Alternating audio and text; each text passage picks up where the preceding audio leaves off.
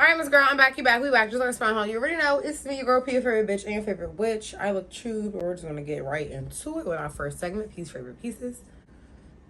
First thing I'm gonna start off with is this chocolate peanut butter spread. Oh, I'm sorry, no, it's chocolate peanut spread. It's basically, I guess, supposed to be like a Nutella, like healthy version or whatever, but it don't have like no sugar in it and stuff. And this is so good in the morning. I put a little bit on my piece of toast with my piece of my bacon. Hits every time. Shout out to Walden Farms. Definitely my new go-to. I also discovered Jordan Skinny, like the little coffee syrup and the caramel, all that. No sugar in that. So that's bomb. I also have to show you this journal that I got. It is a album cover of Prince. And then when you flip it over, hold on, this is like a clear thing on the back. It has the back of the album cover too.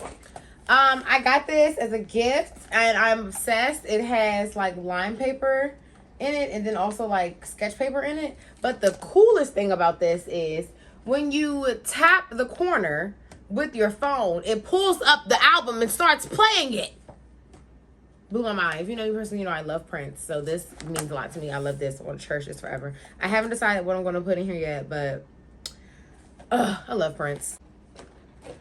Okay, so also this is just not like a copy of the vinyl cover. This is the actual vinyl like sleeve that they have deconstructed to make the journal cover and then somehow put the technology in it to where it plays the song when you tap it with your phone.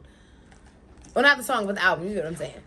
By far one of the coolest things I've ever seen in my life. So happy for that.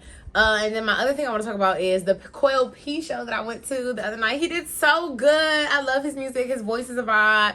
His songs are so vibey. I was so happy I got to see him live and hear some of my favorite songs. Yeah, like it was just everything that it needed to be. I found a new little venue. It was at this place called the Continental Club. I never heard of that place. And apparently the lady said they have live music there every night. And I'm like, well, if he was here, I'm sure it's going to be some other folks that's going to be here that I like because I like him. And I ain't never even heard of this place. Never would have been here if he wouldn't have been here. Like, you walk past downtown and it's just like, it's like black doors with the sound on top. And if you don't know what it is, I feel like you would just walk right past it. This week's question and the answers. Did you know that Juneteenth was founded in the city of Galveston, Texas, which is about 30 minutes from my house? It's a beach town. And you know that they were the last people to find out that they were no longer slaves. And they love to say like, oh, the people in Galveston lived a good life. I don't give a fuck. Like Moses said, let my people go.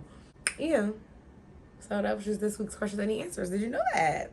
Because I go to Galveston every chance I get, and I love that place. Like, I can't really explain it. I'm sure because it's a beach, but I just like to go out there and just sit on the rocks and listen to the water, sit on the beach, listen to the water. Like, I like to just go there and chill. What pissed me off today is my job got a suite at the NRG Stadium, and ain't nobody said nothing about giving out no World Cup tickets. I don't understand. We get tickets for baseball. We get tickets for football. We get tickets for basketball. We get tickets for everything else. Why y'all at the rodeo? Girl, they be giving out all kind of tickets. Why y'all not giving out no World Cup tickets? What's that about? Oh, okay. This week's bar for bar, obviously, because I went to the Q.T.N.A show, we're going to do Wouldn't Try Again by Q.T.N.A. That is one of my favorite songs by him. I did get to hear that live the other night. One of my favorite lyrics from the song is he says, everything you sow, you will reap. I pray life spin you round like a CD. Like, oh, that's a bar. That's a bar. So yeah, that's this week's bar for bar. And then honorable mention, Happy Tears. He also did that song. That's his newest single. Yeah, but like he looked like a rapper, but he's a singer. And like he just has like a vibe. Like, I'm telling y'all, I'm supposed to be an A&R person. I told y'all last week I'm in the wrong career field, but that boy is going places specifically because of the way my ear is. When I be hearing songs sometimes I already hear the remix, if that makes sense. So he got a song called What You Got. And when I tell you, it's an acoustic song, right? And baby, what you got can make me fall in love. I don't know what it is. It reminds me of drugs. So it's an acoustic song, right? Justin Bieber, get Scooter on the line immediately. I need Bieber on that track right now. Right now. Get Bieber on that track. That boy going places, okay? That's going to shoot Q.T.N.A to the stratosphere. And now guarantee you the kind of person that Justin is, he heard the song, he going to let him do it. So there's that.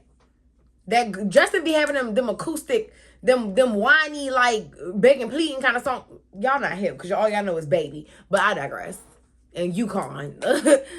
This was launch is coming. All I really want to say is everything you want, you deserve.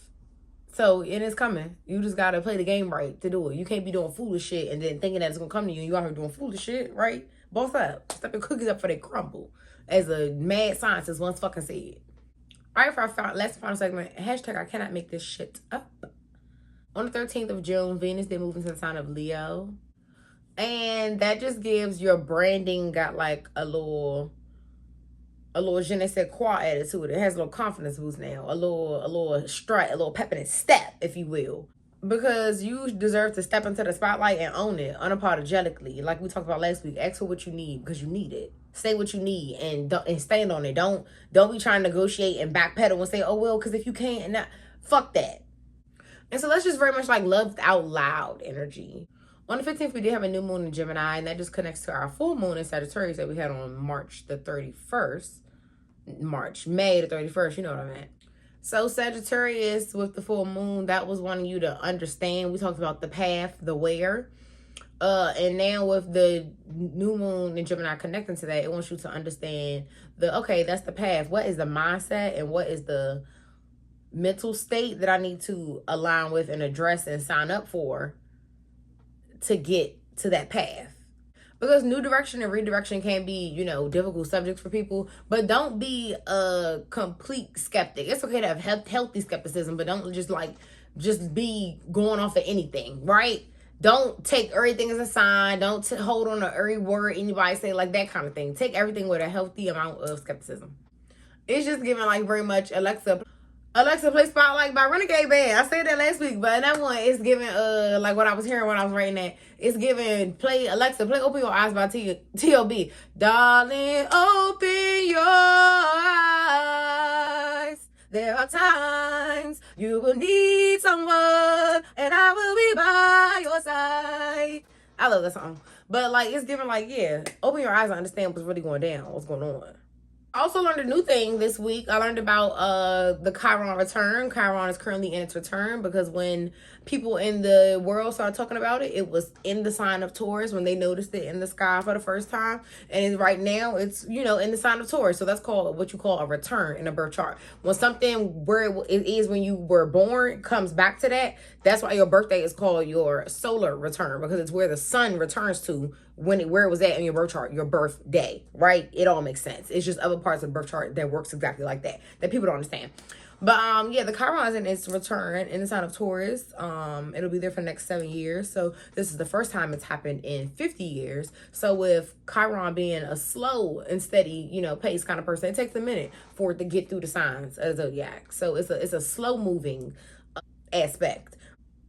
In comparison, when we're talking to something like Venus, like, we've been talking about Venus a lot, girl. Venus been everywhere. Venus been a Cancer, Venus been a Gemini, Venus and Leo. Like, Venus be moving. She don't stick around the way too long. She say, I'm here for a good time, not a long time.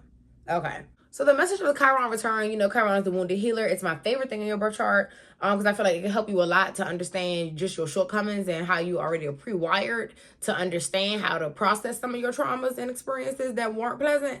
But it just gives like with it being in Taurus, and it being the wounded healer, it's giving like grounded, guided growth. Like Chiron also kind of relates to like generational curses, ancestral curses, that kind of thing. But also I was watching some show on YouTube. I don't know, this lady, her name is Dr. Nikki G, if I'm not mistaken. She's like a trauma specialist, whatever the case may be. But she was saying, like, everybody want to be talking about, I'm breaking family curses and generational curses. And it's like, but you don't even know what the curse is. Like, you just out here doing anything and just trying to say, like, oh, that's what the curse is. And you don't even know, because how you know that the work you're doing is going to combat the curse. Right? The last thing I have to say is on June the 21st, we will be in the summer solstice. I'm calling it summer's solstice because that is the night I'm going to see Summer Walker. And it's like, what's the odds that on the fucking summer solstice, I'm going to see Summer Walker? God don't play about me. My life is always aligned. Everything in my life is aligned. I've told y'all that a million fucking times. Like, God, like, I don't be making this shit up. Like, everything just be happening. Like, the summer solstice is, I'm sorry, my hair's probably falling. But the summer solstice is something to be celebrated. It's the longest day of the year with the most daylight. It's when the sun reaches its highest peak. It's when it goes full, like, Super Saiyan mode. The summer solstice is also the culmination of Q2 for the year. Also, the welcoming of Cancer season. And with the summer solstice starting with Cancer season, like, well, how is that a lie? Like, you know what I'm saying? Cancer season is the sign of nurturing and nature versus nature kind of thing. Home life, care.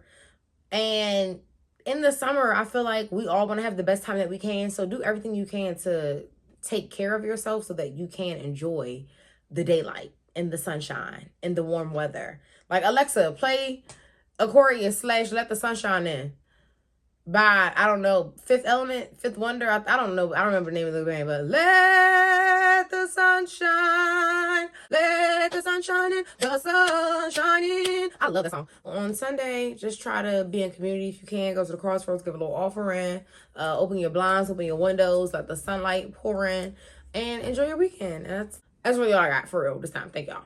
And you know how we end the show? Bitches be mad because they be hating, and bitches be hating because they be mad. Hey.